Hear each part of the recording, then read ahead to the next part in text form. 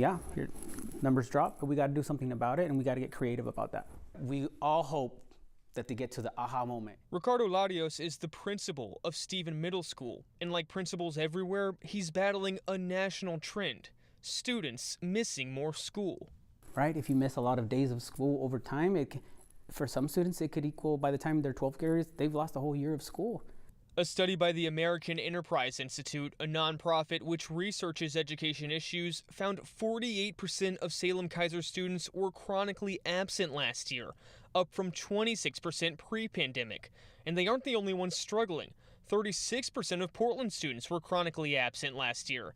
And in one of the state's wealthiest districts, Lake Oswego, chronic absenteeism spiked from 10 to 23% last year. And reasons for student absences vary. Each student is different. Each family is going through their own trials. Beverly Nuno is an outreach coordinator in Salem-Keizer. She says some families face financial issues, forcing some students to stay home and take care of younger siblings. Others may not have enough clean clothes. And school employees say the pandemic changed how kids interact. I think students don't feel comfortable being around large groups. To combat the trend, schools track student absences. If a student is chronically absent, workers call home. They'll send letters too. And if that still doesn't work, a worker will go to the student's home and knock on their door. Our goal this year is just to try different things than we have in the past. Still, Larios says the uptick comes after truancy courts have been paused statewide. And in 2021, Oregon lawmakers removed truancy fines for families. Larios says the threat of fines could help reduce some absenteeism. Yeah, ideally, yes, if we had our state partners and those kinds of systems set up and running, that is another avenue, another tool that we can use to help that.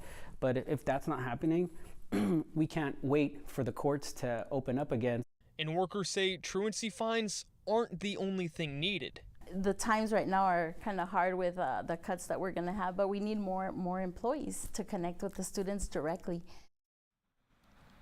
So it's a hard problem without any simple solution, because every situation, like they say, is just so unique. And Salem-Keizer school officials say they're doing the best they can without state help, without things like truancy fines. Now, we reached out to the governor's office to see if maybe truancy fines would be something they'd look to bring back in future legislative cycles.